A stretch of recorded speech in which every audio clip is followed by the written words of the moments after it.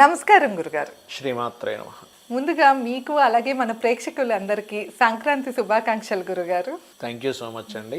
మన కిరణ్ టీవీ ప్రేక్షకులకి, మీకు, మన సిబ్బంది అందరికీ కూడా సంక్రాంతి శుభాకాంక్షలు. ఆ యొక్క లలితా అమ్మవారు అందరినీ క్షేమంగా ఆయురారోగ్యాలతో ఉంచాలని మనస్ఫూర్తి కోరుకుంటున్నాం. గురుగారు, ఇప్పుడు సంక్రాంతి అలాగే భోగి ఎప్పుడు ఈ పండగలు అన్నది కొంచెం ఒక డేట్ కన్ఫ్యూషన్ ఉంది గురుగారు. 13వ తారీఖు భోగిన లేకపోతే 14వ తారీఖు భోగిన ఏ రోజున చేసుకోవాలంటారు? ఈ విషయాలు ఒకసారి తెలియజేసి, అలాగే సంక్రాంతి, భోగి, కనుమ ఈ రోజులకున్న ప్రాముఖ్యత ఏమిటి, మనం ఎలాగ పూజించుకోవాలి, ఈ విషయాలకు కూడా ఒకసారి చెప్పండి గురుగారు. తప్పకుండా అండి. మనకి సంక్రాంతిని ఎలా డిసైడ్ చేస్తాము అంటే, ఎప్పుడు కూడా మనకి సంక్రాంతి ఎప్పుడు వచ్చినా 14-15 మధ్యలోనే వస్తుంది. అవును, లేదా 13 సమ్ టైమ్స్. ఎందుకు ఇది మరి వేరే పండుగలన్నీ ఏమో మారిపోతాయి, ఇది మాత్రం ఎందుకు ఈ డేట్స్లోనే తిరుగుతుంది అంటే, వేరే పండుగలన్నీ కూడా మాసము తిథితో సంబంధం ఉంటుంది, కానీ ఈ పండగ మాత్రం రవి యొక్క సంక్రమణంతో సంబంధం ఉంటుంది. రవి ఏ రోజు అందులోకి మారుతున్నాడు, ఇది లీఫ్ ఇయర్ని బట్టి ఆ నెలలో ఆ మాసంలో అంటే ఆ యొక్క సంవత్సరంలో వచ్చే అధిక మాసాలు దీన్ని బట్టి కొంచెం లైట్గా మారుతూ ఉంటుంది. కాబట్టి ఆ జస్ట్ 1-2 days డిఫరెన్స్ వస్తూ ఉంటుంది. మనకి మకర రాశిలోకి రవి ఎప్పుడు సంక్రమణం జరుగుతుంది ప్రామాణికం అంతే. సో 14వ తేదీ రవి సంక్రమణం జరుగుతుంది. దీన్ని కొంతమంది పొద్దున్న పూట జరగట్లేదు కదా, మధ్యాహ్నం కాబట్టి నెక్స్ట్ డే చేసుకుందామని కొంతమంది ఆ రకంగా వెళ్తూ ఉంటారు. అదొక పద్ధతి ఉంది. కాకపోతే 14వ తేదీ సంక్రమణం జరుగుతుంది కాబట్టి 14వ తేదీ మనం చేసుకోవచ్చు సంక్రాంతిని. 13వ తేదీ భోగి, 15వ తేదీ కనుము, దాని తర్వాత ముక్కనుము అని కూడా చేసుకుంటూ ఉంటారు. అయితే అసలు ఈ రోజుల్లో మనం ఏం చేసుకోవాలి? చాలామంది చేసేది ఏంటంటే, ఇవాళ రేపు ఈ ఆధునిక యుగంలో మొట్టమొదటిగా అందరూ చేసేది వాట్సాప్లో హ్యాపీ సంక్రాంతి అని పెడతారు, అదే పండుగ అనుకుంటారు. లేదా నలుగురు చేరి గాలిపటం ఎగరేసుకుంటారు. ఇప్పుడు గాలిపటాలు కూడా తగ్గిపోయేలేండి. లేనట్లయితే మరి చక్కగా కొత్త బట్టలు వేసుకుంటారు. ఊర్లు వైపు అయితే కోడి పందాలు ఇవి చేసుకుంటూ ఉంటారు. కానీ శాస్త్రం ఏం చెప్పింది మనకి? భోగి నాడు భోగి పీడ వదిలించుకోవాలని చెప్తుంది. భోగి పీడ ఎలా వదులుతుంది అంటే, భోగి యొక్క మంట వేస్తే భోగి పీడ వదులుతుంది. దీనికి కొన్ని ఉన్నాయి. ఏమిటవి? భోగిపీడ వదలడానికి ఖచ్చితంగా భోగి నాడు తలకి నువ్వుల నూనె పెట్టుకొని స్నానం చేయాలి. దాన్ని అభ్యంగ స్నానము అంటారు. అభ్యంగన అని వాడతారు కొంతమంది, బట్ అభ్యంగ స్నానము అంటే. రెండవది ఏమిటి అంటే, ఖచ్చితంగా 5 సంవత్సరాల రోజు పిల్లలకి, 5 సంవత్సరాల లోపల ఉండే పిల్లలకి భోగి పళ్ళు ఖచ్చితంగా పోయాలి. ఎందుకు భోగి పళ్ళు పోయాలి? దీని వెనకాతలు ఉన్నటువంటి రీజన్ ఏమిటి అంటే, మనకి సూర్య భగవానుడు తర్వాత రోజు నుంచి మకర కుంభరాశిలో సంచరిస్తుంటాడు. Saturn is the fiery energy, Saturn is the cold energy, sun is the fiery energy. So fiery energy ఉండేటువంటి సన్ భగవానుడు సాటర్న్ దీంట్లోకి వెళ్ళిపోయినప్పుడు, అంటే సాటర్న్ రాశిలోకి వెళ్ళిపోయినప్పుడు ఆత్మకారకుడు డౌన్ అయ్యాడు. మనకి ఏదైనా దిష్టి తగలడం కానీ, నెగటివ్ ఎనర్జీ కానీ ఎప్పుడు మనకు వస్తుంది అంటే, సూర్య భగవానుడు స్ట్రాంగ్గా లేడనుకోండి ఎవరి జన్మ జాతకంలో, ఆ ఆత్మ ఇంకొక ఆత్మచి వీళ్ళలోకి ఎంటర్ అవుతుంది. అలా ఎక్కువ తొందరగా యాక్సెస్ చిన్నపిల్లలకు ఉంటుంది. అందుకే చిన్నపిల్లలు చూడండి, మనం నెలల పిల్లలు ఉన్నప్పుడు వాళ్ళు ఆకాశం వైపు చూసి నవ్వుతూ ఉంటారు.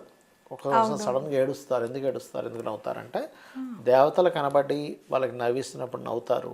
లేదా నెగిటివ్ ఎనర్జీ వచ్చి వాళ్ళని ఇబ్బంది పెడుతున్నప్పుడు గబుక్కుని ఏడుస్తారు. వాళ్ళకి తొందరగా యాక్సెస్ ఉంటుంది చిన్నపిల్లలకి. ఆ డైమెన్షన్స్ ఉంటాయి. మనం ఇలా ఉన్నాం, భూమి మీద ఉన్నాం, ఇది భూమి అనుకుంటున్నాం, కాదు.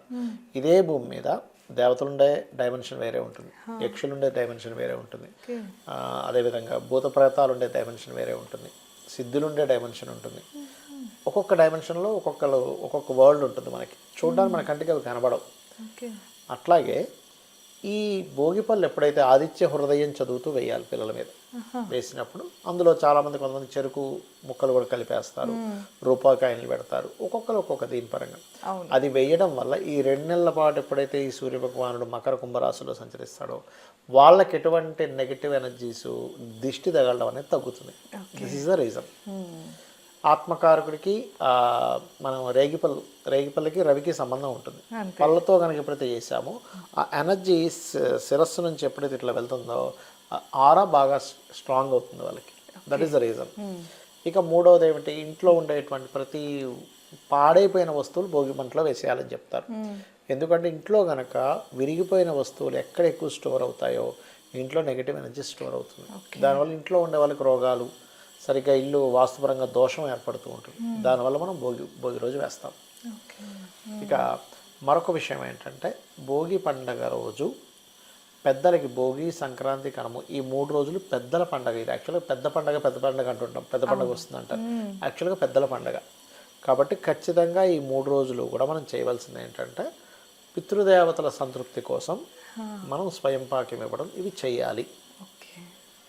ఇవి 100% మనం పాటించవలసినటువంటిది భోగి రోజు. అదేవిధంగా భోగి రోజు ఖచ్చితంగా మనం తినవలసిన పదార్థం ఏది అంటే నువ్వుల ఉండలు తినాలి. ఎందుకు గురుగారు? నువ్వుల ఉండలు మనకు చూడండి, ఎప్పుడైనా మీరు సైంటిఫిక్గా ఒకసారి ఆలోచించండి. మీకు ఏ డాక్టర్ దగ్గరికి వెళ్ళినా అడగండి, మీకు ఏ నెలల్లో మీకు ఎక్కువగా రోగులు వస్తారంటే చలికాలం, వర్షాకాలం అంటారు. అవునంతే. ఎండాకాలం రారు. అవును, అసలు రారు, చాలా తక్కువ. డిజీజెస్ రావు. అంతే. మనకి ఏదైనా డిజీజ్ వచ్చినప్పుడు మన ఇమ్యూనిటీ స్ట్రాంగ్ ఉందనుకోండి, ఏ డిజీజ్ అయినా మనం తట్టుకోగలం. అంతే. ఎక్కువ ఐరన్ కానీ కొన్ని ఇవి నువ్వుల్లో ఎక్కువ ఉంటాయి. అవును. మన వాళ్ళు అందుకే దాన్ని ఆలోచించి మీకు అందుకే చూడండి, భోగికి ముందు నుంచి శివరాత్రి వరకు ఎక్కువ చలి ఉంటుంది. అవును, అందుకే అంటారు శివరాత్రికి చలి శివ అనుకుంటే చలి వెళ్ళిపోతుంది అంటారు. అవును. ఆ తేడా మీకు తెలుస్తుంది. ఎక్కువ చలి ఉన్నప్పుడు మనిషి ఇమ్యూనిటీ తగ్గుతుంది, చాలా ఇబ్బంది పడుతూ ఉంటాడు. నువ్వులతో చేసిన ఉండలు తింటే కనుక యాక్చువల్గా ఒక్కరోజు కాదు, కంటిన్యూస్గా తింటారు ఈ చలికాలం అంతా కూడా. అప్పుడు వాళ్ళ ఇమ్యూనిటీ పెరుగుతుంది. అరిసెల్లో కూడా నువ్వులేసి చేస్తారు. ఎగ్జాక్ట్లీ, బాగా చెప్పారు. అది. ఇక సంక్రాంతిలోకి వెళ్దాం. సంక్రాంతికి మనకు చెప్పినటువంటి శాస్త్రోక్తంగా చెప్పినటువంటి విషయం ఏమిటి అంటే శివలింగాన్ని తీసుకొని నెయ్యి, ముద్దగా ఉన్న నెయ్యి ఉంటుంది, కరిగించిన నెయ్యి వేరే ఉంటుంది. ముద్దగా ఉన్న నెయ్యిని ఒక బిల్వపత్రం పెట్టి శివలింగం మీద పెట్టి అభిషేకం చేయాలి. లలిత చదువుకోవాలి, విష్ణు సహస్రనామాలు చేయాలి. శక్తిని, సృష్టికి మన లయకారకుణ్ణి, స్థితికారకుణ్ణి పూజించాలి. ఆ రోజు శక్తి ఆరాధన ఇవి చేయాలి.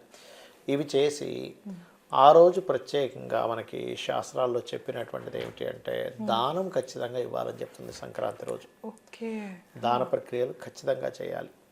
ఏవి దానం చేస్తే ఎలాంటి ఫలితం వస్తుంది గురుగారు? ఉంటుంది.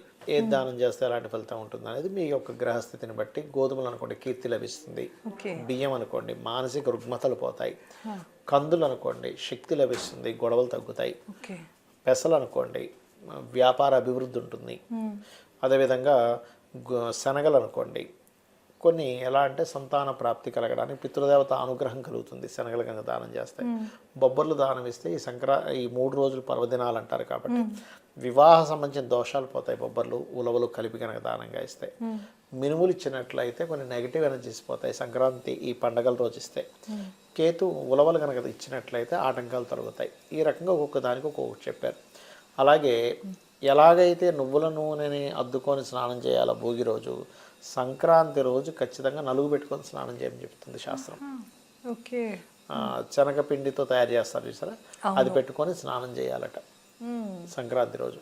అంటే మనం ఎలా భోగి రోజున నూనె పెట్టుకొని తల అంటూ స్నానం చేసేసుకుంటాం కాబట్టి ఈ రోజు నలుగు పెట్టుకొని చేయాలి. ఇది పెట్టుకొని చేయాలని చెప్తుంది శాస్త్రం. నలుగు వల్ల ఏంటి గురుగారు?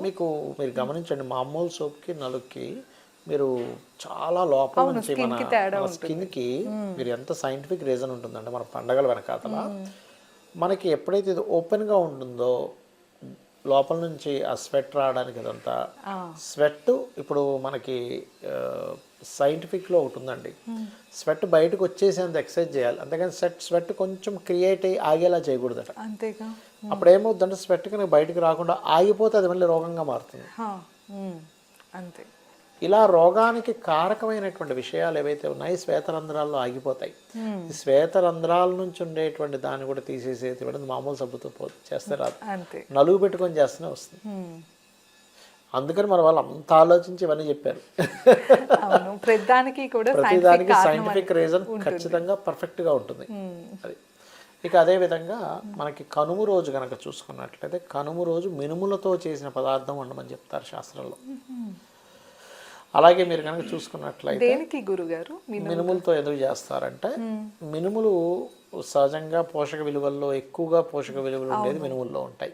అది కాకుండా మనకి పితృదేవతలకి మినప వడలు పెట్టాలి. చాలా మంచిది మినప వడలు కనుక పెట్టినట్లయితే. ఇక కామన్గా కొత్త బట్టలు వేసుకోవడము ఈ పందాలు అంటారు, ఇవన్నీ బాహ్యంగా చేసుకునేటువంటి. అంతే.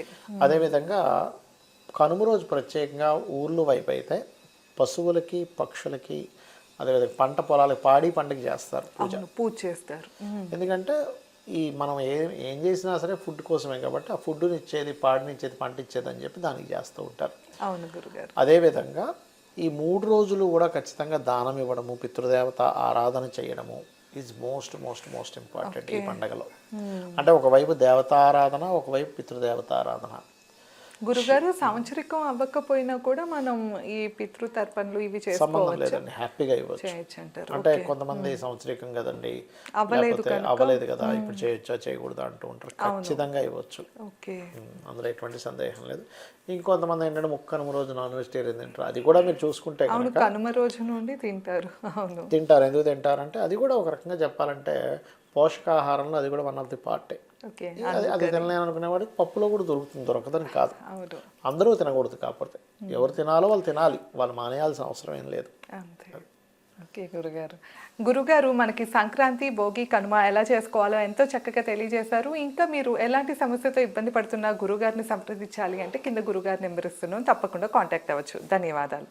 నమస్కారం గురుగారు. శ్రీమాత్రే నమః.